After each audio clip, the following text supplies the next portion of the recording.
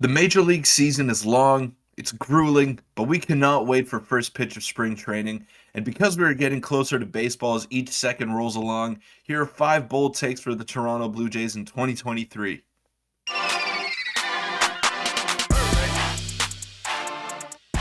What's up, Jays fans? I'm your host, Peter Vryonis, alongside host Nick Gosse. Let us know what you think of this type of content, but first we want to thank you all for the support. It's been unreal, and we're excited for some baseball. So we're going to give you our Toronto Blue Jays hot takes in this episode. Yeah, sport's been great. Make sure to hit the subscribe button. We're close to 6K subscribers, daily Jays content, and let's get right into the first hot take. We came up with these together, and they're going to be hot. So let us know in the comments what your thoughts are on all of them. But let's get into the first one, which is Jose Berrios top 10 in Cy Young voting. Now, Peter, this is kind of one that you initially brought up, and I know you've been high on the Jose Berrios bounce back train, and I kind of agree with you. Before I get a couple screenshots of his stats from last year and the year before, what are your, what's your thoughts on this take, if you think it's possible, and just your overall thoughts on it? Well, there's a reason why they're bold takes. It's probably not going to happen. I don't know if he's going to be in top 10 in the Cy Young voting, but I can guarantee you that he won't replicate what he did in 2022. He's going to bounce back. He's too good to be that bad again, and he's just going to be a solid three starter for the remainder of his contract. You guys can guarantee that. Yeah, I agree. And we'll look at the couple of these of his stats here. So this is his 2022 percentile Statcast rankings. Absolutely abysmal. And like you said, this is not going to happen again. Throughout his whole career, he's been average. He's been slightly, above average for the most part. And you can see here now, this is his 2021. Just a major drop off. He's never really elite in many areas, but he was never really horrible. So I think it's a fair prediction that he's going to have a bounce back here. And the bold prediction, like we said, is that he's going to be top 10 in Cy Young voting. And for it to happen, Mhm. he'd probably need a sub 3 ERA with lots of innings. And he does the innings every time. But do you have any final thoughts on this before I move on? It was weird to me because he was either really, really bad last season or he was very good. Like there was no in between. He would never have like one of those grinded out starts where it's five innings, but he had to work each and every pitch. He didn't have those.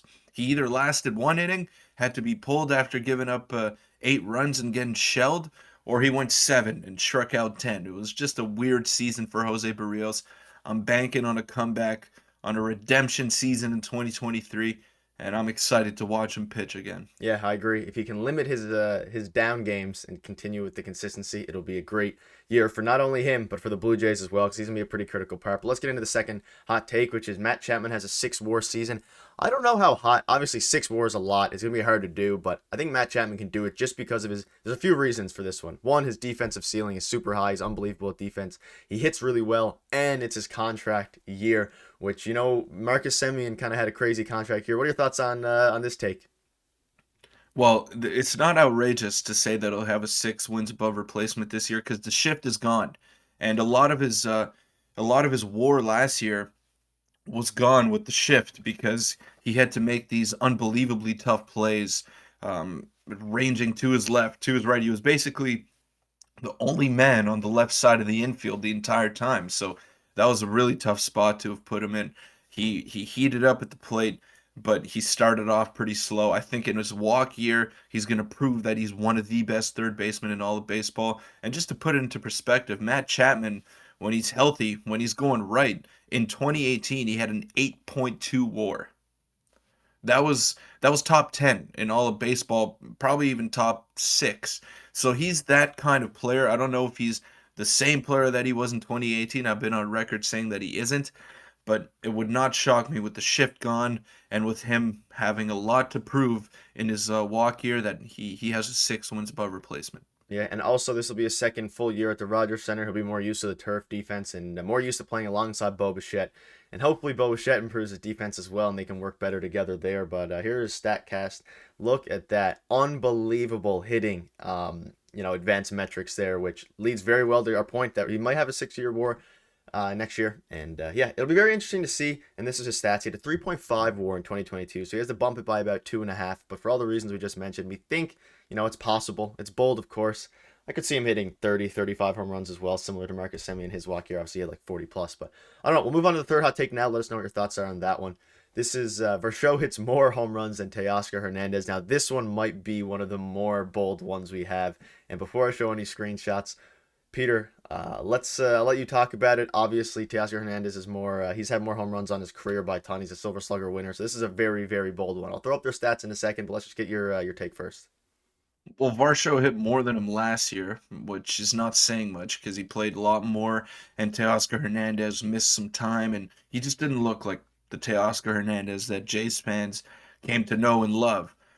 But now Varsho is in a hitter's ballpark. Not to say Arizona wasn't, but Rogers Center and just the AL East in general, very hitter friendly.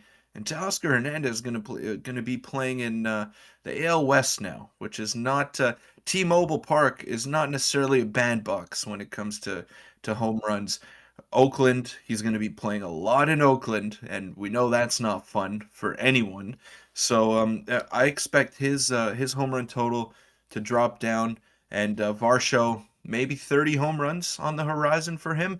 But I actually don't think this one is the most outrageous one, if I'm being honest with you. Yeah, I don't know. I'll throw some stats here. Let's give some props to Teoscar Hernandez, where 25 home runs last year, 32 the year before, 16 the year before, 26 in 2019. Obviously, in 2020, he had 16 home runs in 50 games, which is pretty crazy. But I, I only said it might be the most hot because given Teoscar Hernandez's props, you can see Varsho here now, where he had 3 home runs in his rookie year, only 11, obviously, in only 95 games. And last year was his true breakout year, 27. And honestly, it's very, very possible, but it is bold. And, Teoscar has that record of hitting a lot of home runs. So I don't know. We'll see what happens. I like that one, though. It's a very unique one. And we'll move on to the fourth one, which is Nate Pearson becomes seventh inning guy. This might be the hottest one as well. I feel like I'm saying that every time. But this one is, this is bouncing back. This will be a huge bounce back. And I'm just going to let you take over for a second and discuss Nate Pearson.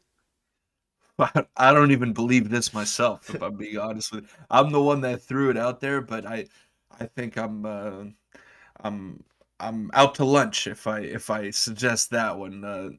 It's crazy to think that Nate Pearson can go from not pitching at all in 2022 to being a high leverage seventh inning guy for the Toronto Blue Jays in this season. Now I don't know if it's going to happen. He's definitely got the stuff to do it, but can he stay healthy? Can his command be there throughout an entire 162? That's what remains to be seen. Yeah, and the thing about this is obviously it's very, very unlikely, but he has the peripherals to do it. And this was obviously a couple of years ago, but this was his like the last time he had any significant innings in the majors, and not the best peripherals, but not bad at all. He obviously throws very fast. And the thing is like he was a top prospect coming up. He's battled a lot of injuries, but if he puts it together and he happens to find it this year, seventh inning is not out of the question. Eighth or ninth probably is. They probably just won't trust him anyways. But he's taken over, I guess, in this point, Jimmy Garcia's spot in the seventh inning. Eric Swanson, I'm assuming, is going to slot into the eighth, which Well, Bass is there Bass as too. well. So there's tons. So maybe it's less about Yeah. how he does and more so that our bullpen is starting to look really good. But I don't know. Let us know if you think that this one has any merit to it. This one, I forgot about this one. This one's definitely the hottest one. But I don't know. I could see it happening. At the very least, I could see Nate Pearson being a potential bullpen arm. Yeah, I agree. I agree with that. Now you'll probably be a middle relief pitcher, but I think his ceiling is higher than anyone in the bullpen besides maybe Eric Swanson or Jordan Romano. So it remains to be seen, but the stuff's there, just whether he can put it together or not. Yeah, and we need a flamethrower out of the pen. We haven't signed one yet, so maybe he could be. Maybe they're relying on him to be that. But we also have tons of other pitchers in the minors waiting to come up, which could also hinder his ability. I think it depends how he does in spring training, how his health is. But we'll move on to the final one right now, which is I don't know where to put this one in the rankings of hot or not, but it is the Blue Jays winning 100 games. Now I'll pop up this screenshot here. Obviously, we discussed this yesterday. Top 10 lineups of 2023. The Blue Jays ranked third.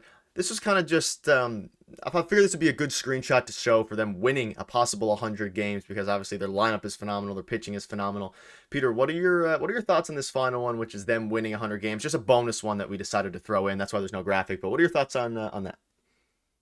This might be the hottest take of the entire video, and we keep saying that, but I truly believe that this one will be the hardest to accomplish. 100 games is no small feat, and I think the Blue Jays are better built for a playoff run than a full 162. They got Kevin Kiermaier, who's injury prone, George Springer, who's injury prone, Brandon Belt, who is injury prone, but all three of those guys are capable of the big moment in October. And I think that's what this team is gearing up for, not 162 games. Yeah, I think the Nate Pearson one's still a bit hotter than this one, but at the same time, injuries play a big factor, and obviously, Springer's injury prone, and Brandon Bell had a few injury issues in the past as well. But if everything comes together, we stay out of injuries, and everyone performs the way they can, Vlad has a 2021 season. 100 wins is not out of the question, and it's very not likely, definitely not likely, but it's possible, but it's definitely bold. But do you have any final thoughts before we wrap up the video, maybe on all the takes combined, or one that you think is the most likely to happen before we wrap it up? I hope you're right on the 100 games. I hope that one happens. Yeah, I'm the same way. I think Berrios has a chance to be top 10 in Cy Young voting, but that one might be pretty difficult to do. But hope you guys like this style of video. The season's coming up soon. It's going to be fun to watch, and we'll see you guys in tomorrow's video, and thank you for all the support. Thanks.